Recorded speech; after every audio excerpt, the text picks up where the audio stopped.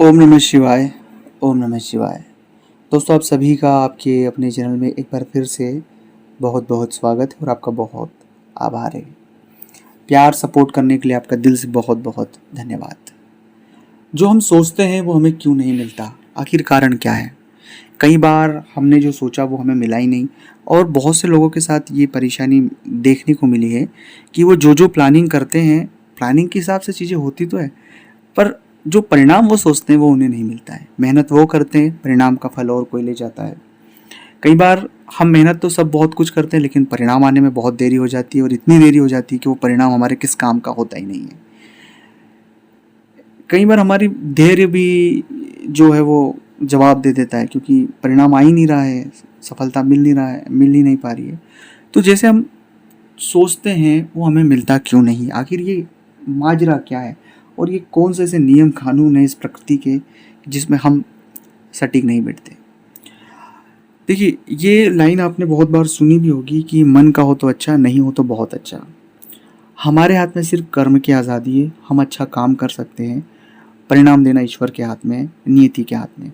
और बस हम कर्म करते वक्त खुद को ईश्वर तुल्य समझ लेते हैं, मतलब खुद को सुप्रियल समझ लेते हैं। ईश्वर तुल्य तो ज़्यादा बोल दिया मैंने, लेकिन हम खुद को बहुत ज़्यादा हाई वो समझ लेते हैं, उच्च श्रेणी में। और हम परिणामों को मैनेज करना चाहते हैं, लेकिन परिणाम हमारे हाथ में नहीं है। मैं फिर कह रहा हूँ कि कर्म का जो सही आकलन है, कर्म करता उसे नहीं आंक सकता, उसका आकलन उसकी मेहनत बताती है, और वो ईश्वर उसका फल देता है।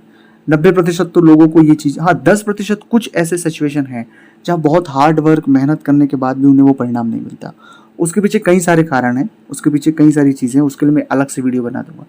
पर हमारे जो कर्म हैं, जो हम जो कर रहे हैं, उसका परिणाम हमें जरूर मिलता है, और वो ईश्वर उसका सही न्याय करता है। अब दूसरी इसमें जो एक बात है कि जो सोचते वो तो हमें मिलता ही नहीं है। अब इस सिचुएशन में एक मुख्यतः बात है कि जो चीज़ें हमारे हित में लिखी हुई है, जो हम देखिए, कर्म मैं कहीं भी इस पूरे चर्चा में कर्म को द्वितीय नहीं रख रहा हूँ, कर्म को पहले रख रहा हूँ। आप ईमानदारी से काम करें, सजगता के साथ काम करें, क्योंकि कर्म करेंगे तभी हमारा भाग्य उदय होगा। बिना कर्म करे भाग्य उदय नहीं होता है। तो जैसे ही हम उस सकारात्मक कर्मों की ओर जाएंगे, तो जो भी हम परिणाम है वो हमें, परिणाम जो सोच रहे उससे भी बड़ी चीज़ें मिलती हैं। कई बार हम जो सोचते हैं वो हमें नहीं मिलता है।